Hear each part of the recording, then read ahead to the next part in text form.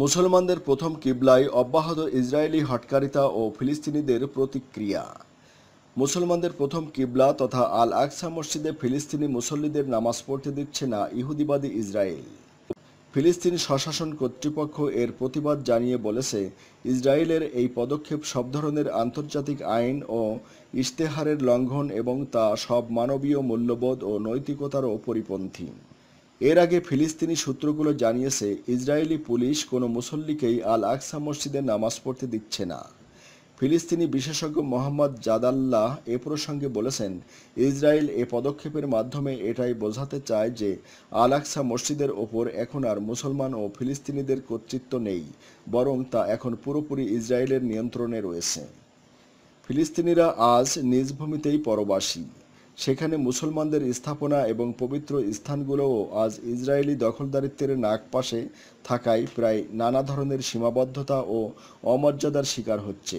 যেমন, মুসলমানদের পবিত্র স্থানগুলোতে ইহুদিবাদীরাও যখন তখন প্রবেশ করে কথিত ইহুদি ধর্মীয় উৎসব ও উপাসনা পালন করছে।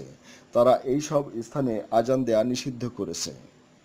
অথচ প্রায় এক বছর আগে জাতিসংঘের শিক্ষা, সংস্কৃতি ও বিজ্ঞান বিষয়ক সংস্থা ইউনেস্কো বলেছিল, আল আকসা মসজিদ সহ বায়তুল মুকাদ্দাস শহরের ইসলামী স্থাপনাগুলোর সঙ্গে ইহুদিদের কোনো ধরনের ঐতিহাসিক, ধর্মীয় ও সাংস্কৃতিক সম্পর্ক নেই।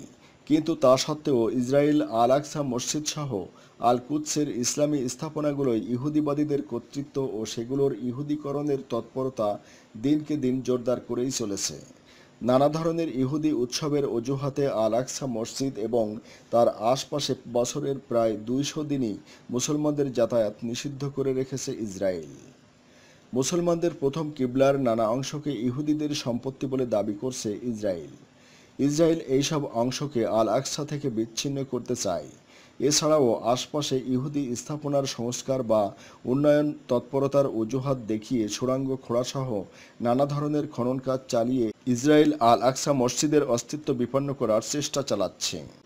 ইসরায়েল 1994 সালে জর্দানের সঙ্গে স্বাক্ষরিত এক চুক্তি অনুযায়ী এ অঙ্গীকার করেছিল যে ইহুদিবাদীরা কখনো আল আকসা মসজিদের সীমানায় প্রবেশ করবে না।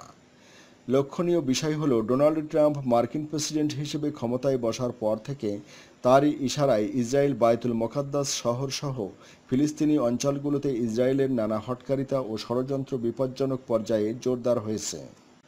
মনে হচ্ছে ট্রাম্পের সহযোগিতা নিয়ে বর্ণবাদী ইসরায়েলের প্রধানমন্ত্রী নেতানিয়াহু এ অঞ্চলে ফিলিস্তিনি মুসলমান সহ ইহুদিদেরকে সব ধর্মীয় অধিকার থেকে বঞ্চিত করতে চায়। অবশ্য সাম্প্রতিক সপ্তাহগুলোতে, বিশেষ করে বিশ্ব কুদস দিবস পালন ও একই দিনে আল আকসা মসজিদে বিপুল সংখ্যক ফিলিস্তিনির জুমা নামাজ আদায়ের পর থেকে ইসরায়েলি ষড়যন্ত্রগুলো অতীতের চেয়েও অনেক বেশি চ্যালেঞ্জের মুখে পড়েছে এবং কুদস কেন্দ্রিক গণজাগরণও জোরদার হয়েছে।